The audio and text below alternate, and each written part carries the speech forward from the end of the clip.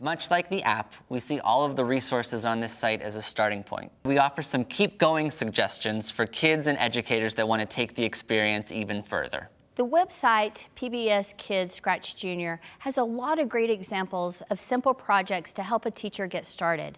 But one of the things that I found is once I was comfortable with the app, then I was really ready to integrate that into my curriculum areas. When I'm working on a math focus, I was working on the app and then teaching the students how to code their own math games.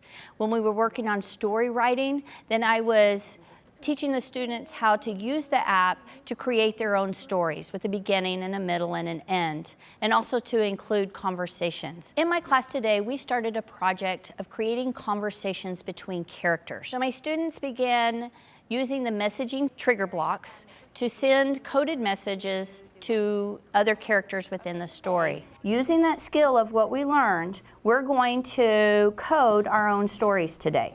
Okay, and you're going to have to include how to do your messages, all right? So we're going to do an activity with WordGirl, but just to give you a reminder, let's go ahead and take a look at the program that you were watching.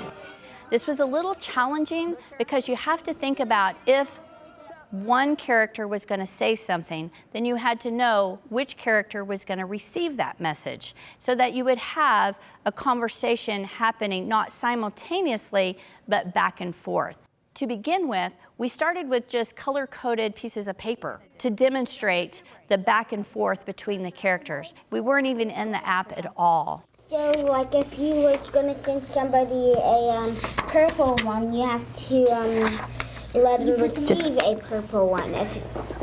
And if you send like them all a purple one, they'll all get the same message. Then once we started getting into the app, then it made a lot more sense. They know that they're going to have to include conversation, and once they have that down, then they'll have the characters interacting. I want Chris to talk to Martin. You want Chris to talk to Martin. Okay, so you're going to start a conversation between Chris and Martin. So, hi, Martin. Is that what you wanted Chris to say? All right, so now now how are you going to send that to Martin? Go to your, excellent, you've got your triggering block, you're going to send the message.